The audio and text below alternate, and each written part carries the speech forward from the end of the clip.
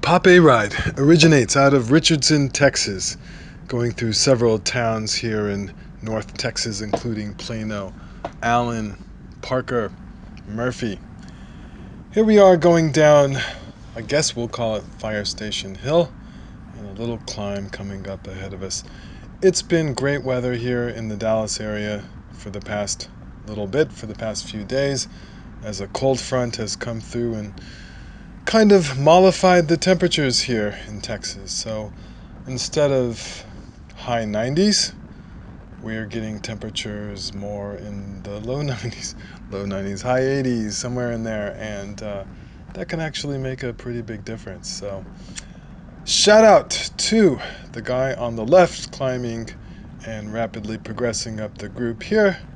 Guy I used to do rides with in the area here, and he's taken a sabbatical from cycling, and now he's back on the Pape. So it's exciting to see someone that you like, you know, and it's like a prodigal son, like returning, right?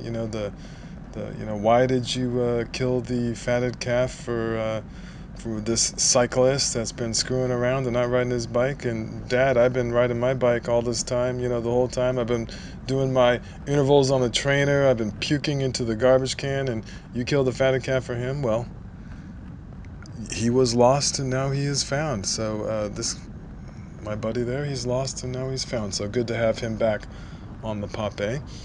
The gentleman in front of me right here, I think this was his first Pape ride, and yeah, he got to the front here and just going a little bit too slow there. So he's new to the ride. He's probably thinking we just did a climb. Well, courtesy to go a little bit slower, but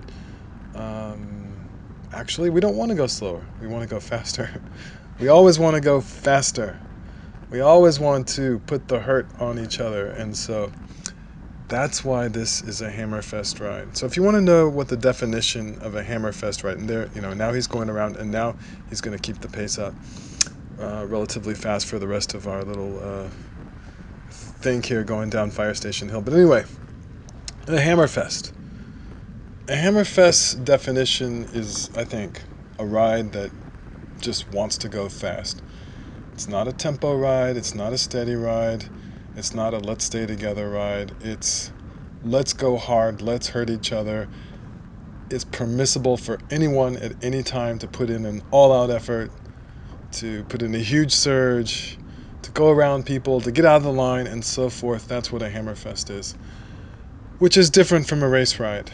A race ride is a non-sanctioned race. A race ride has a finish line.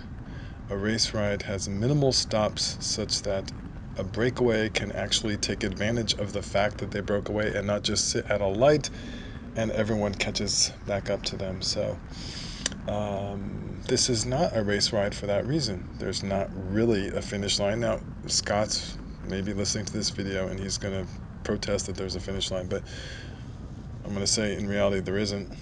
When half of the group has finished before the finish line, that also takes away from the fact that it's a legitimate race ride. But it doesn't matter if it's a race ride or not. That's not the point. It's its own thing. It's its own organism. It's its own beast. And it is what it is. It's fine that it's not a race ride. Although I would prefer it would, because I think it'd be more fun. But if we're going to have a ride in the middle of the city, we're not going to be able to do that. We're just going to have too many stops. So, what else are we going to talk about here? I'm not going to talk the whole time for this video. It is too complicated. It takes too much time for me to be able to do that. My computer's not fast enough to actually preview and play the video as I'm watching.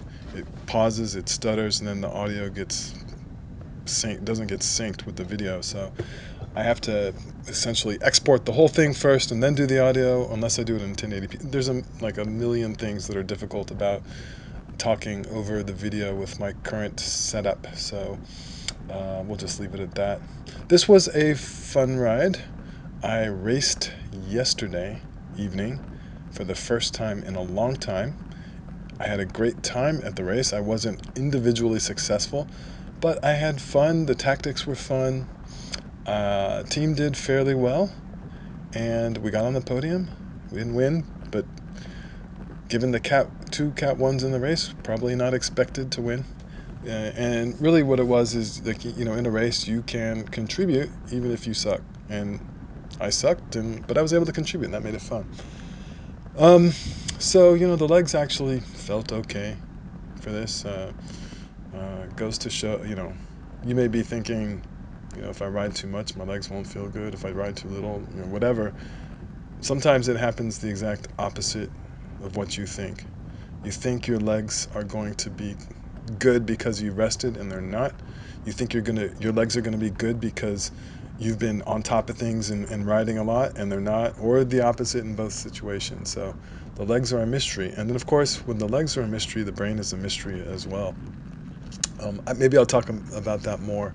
The mental side of putting in efforts when I get around to making this race video from yesterday, the crit in McKinney. And here we are headed to Park Place, where we're going to take a right. And of course, that's a traditional hammer zone on this particular ride. Um, I guess, I've been thinking a little bit about motivation to ride. What motivates me to ride? What motivates other people to ride? What motivates people to race? Why do people not race? Why is racing in the United States actually on the decline? And I think that's a complicated question worth its own segment. But a lot of people have, I don't think it's a big mystery. A lot of people have good ideas about why that's the case, although USA Cycling seems powerless to make any changes that will change the nature of what's going on. So here's Clint going off the front. See a hammer ride? He doesn't need to just pull right in front of us and give us a draft. He can go off a little, off the front a little bit, and someone's got to respond or not respond. So in this case, I'm gradually squeaking, eking up to him. And, sometimes it's fun to get on the front and you don't gap people and you just speed up the group, and the group goes really fast. And some people are going to be hurting in the draft, and some people are going to be doing fine. And that's one way to do it. I think it's, just depends on what you want to do. Sometimes you may go off the front, see how long you can stay off the front, or will someone bridge up to you. Clint is a breakaway artist. That's his thing in races. So he will frequently go, from the back, make an attack, go off the front, and usually try to entice people to join him that might make a good, likely breakaway. So a little bit of practice, perhaps, Clint is thinking about in the moment. We're coming up to this light. And let's see, it was not a windy day, which is another atypical thing about tonight.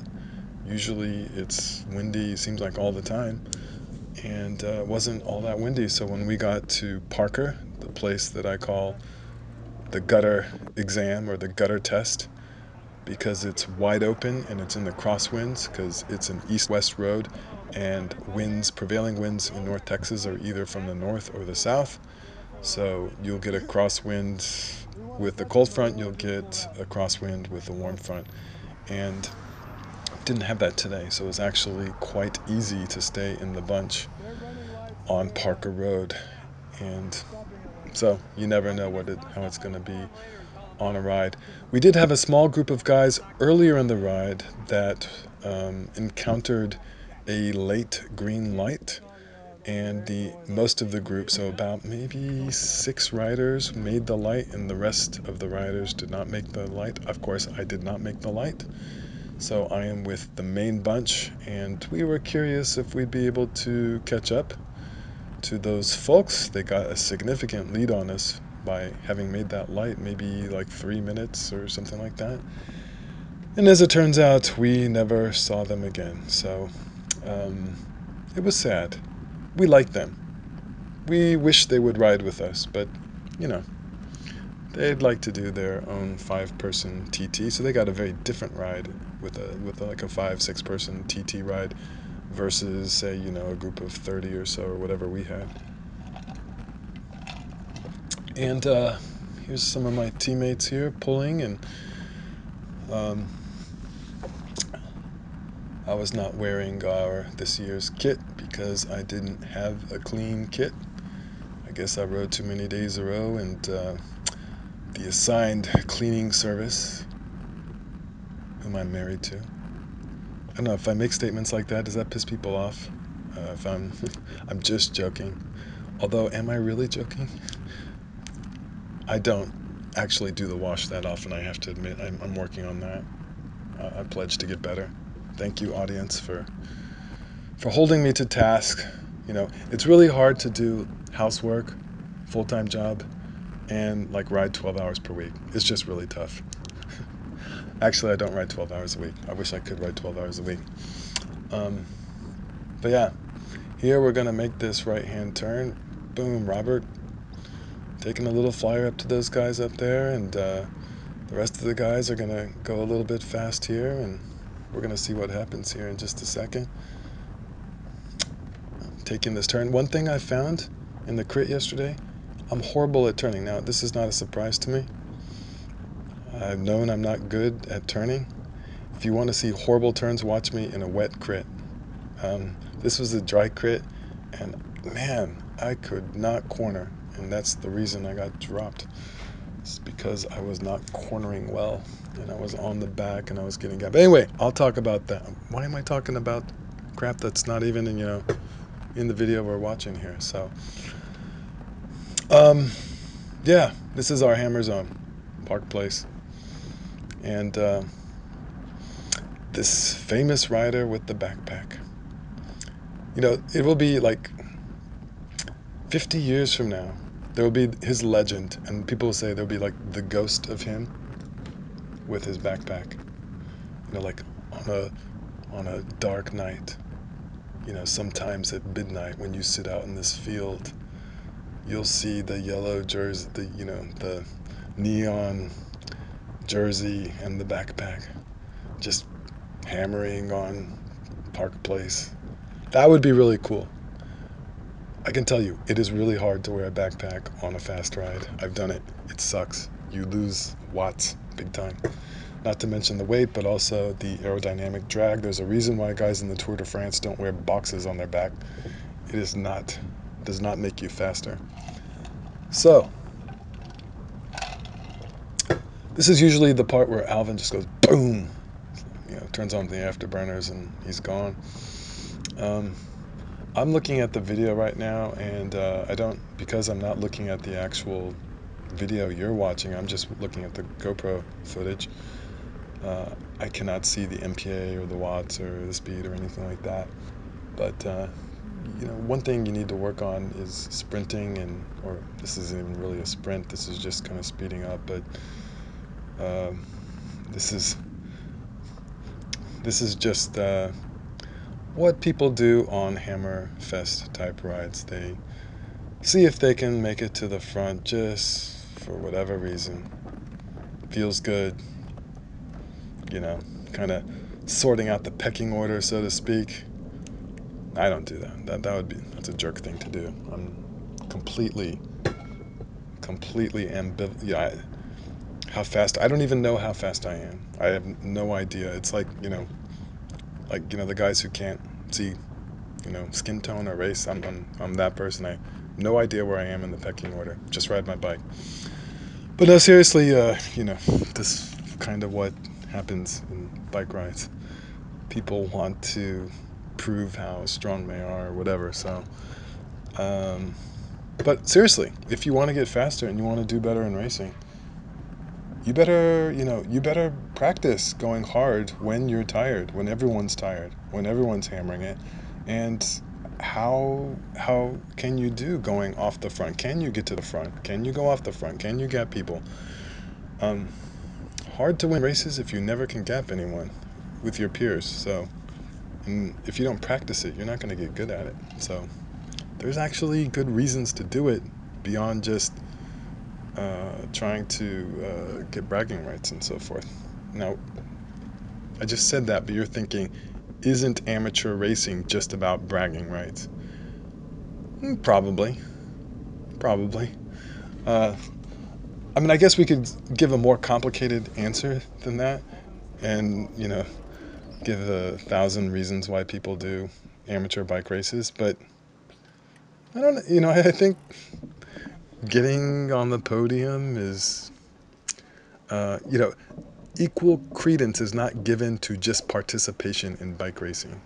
If you actually do better, you get more credit and congratulations and things like that. So that's getting to the motivation of riding one's bike and why one does it. The vast majority of fast bike riders in the amateur ranks, I think, do not race bikes. Partly because of the availability of racing. Some places you just don't have the availability. If I lived in Prescott, Arizona, I would not be riding in crits twice a week because there aren't any crits there. I'd have to go down to Phoenix or something, and there's probably a once a week crit or something in Phoenix. But, that'd be a real pain. I probably wouldn't be able to do it. I'd have to drive 2 hours to get there on a weeknight. It wouldn't happen. And another reason, of course, is crashing. People are afraid to get hurt. And probably the crash rate is higher in racing, but maybe not that much higher than your average Hammerfest group ride, maybe.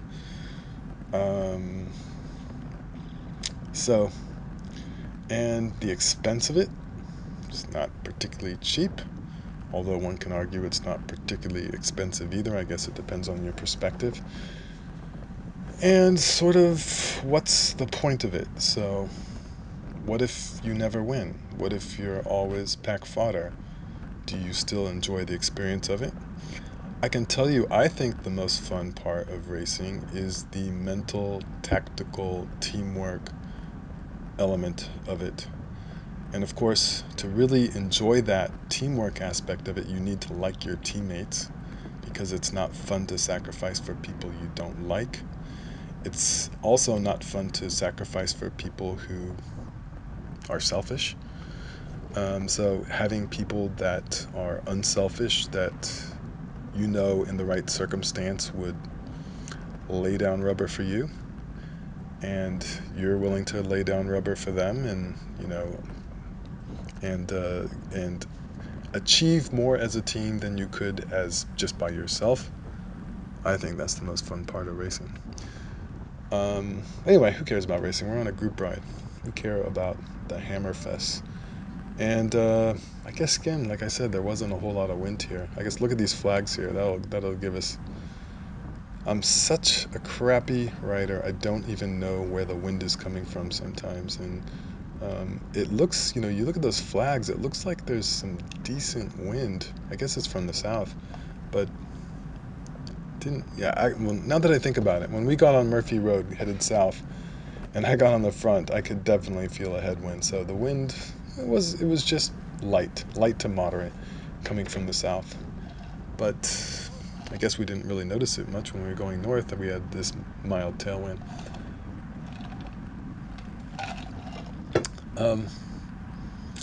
Anyway, I think that is perhaps enough thoughts for today. And I'll wrap it up there and just leave the footage for you to do as you will. And I hope wherever you are enjoying bike riding.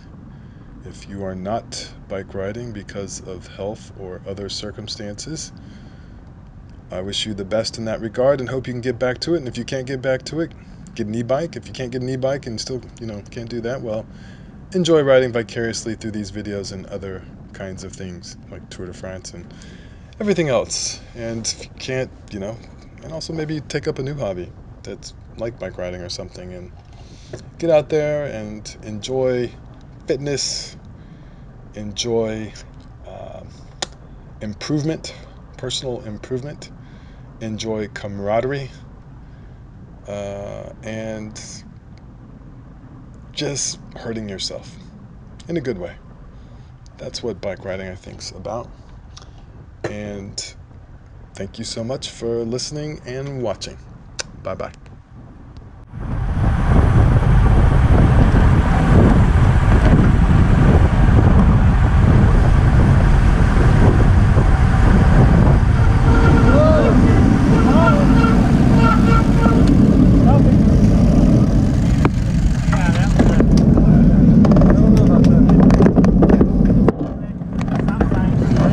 like not waving at you until everyone stops.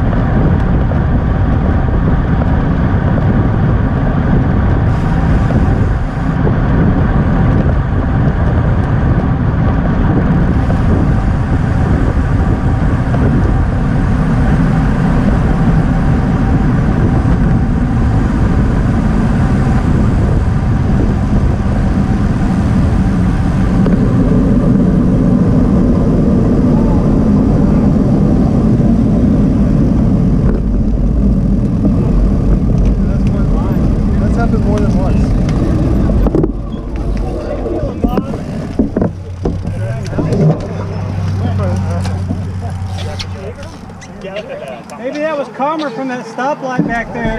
Saying,